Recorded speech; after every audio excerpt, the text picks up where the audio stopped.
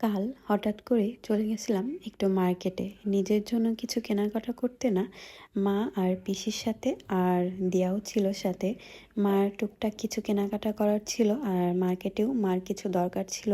এর জন্য মা ফোন দিয়ে ডেকে নিয়ে আসছে যে আয় আমি একটু বাজারে যাব, আমার কিছু কেনাকাটা করার আছে।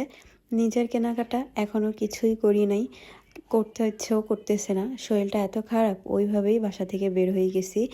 আর কোনো রকমভাবে রেডি হয়ে বাজারে যেয়ে দেখে এত পরিমাণ মার্কেটে ভিড়, মানে মার্কেটের ছোট্ট গলি দিয়ে ঢোকায় যাইতেছিল না, প্রচুর পরিমাণে ভিড় ছিল সব দোকানগুলায়। শাড়ি, থ্রি পিস, এই যে চুড়িগুলো দেখে আমার এত লোভ লাগছে, মনে হচ্ছিল কি এই ডালা ভরা চুড়িগুলো আমি একদম নিয়ে আসি। কাল যেহেতু শনিবার ছিল, চকবাজারের মন্দিরে, রাধা গোবিন্দর মন্দিরে রাধা মাধবেরও পূজা হয় আর বড় ঠাকুরেরও পূজা হয়। এই তো মন্দির ঘুরে চলে আসছিলাম একটু শাড়ি দেখার জন্য, মানে পিসি একটু শাড়ি দেখবে। তো বেশ কিছু শাড়ি আমরা দেখছি অনেকগুলো দোকানে, কিন্তু তেমন শাড়ি আমার পছন্দ হয় নাই। কেন যেন সব মনে হইতেছিল কি এক টাইপের একঘেয়েমি শাড়িগুলো, মানে প্রতি বছর যা পাওয়া যায় এইবারও সেই একই রকমের শাড়ি বারবার তারা দেখাইতেছিল। হ্যাঁ, জামদানির কালেকশনগুলো ভালোই ছিল মোটামুটি, দু একটা ছাড়া।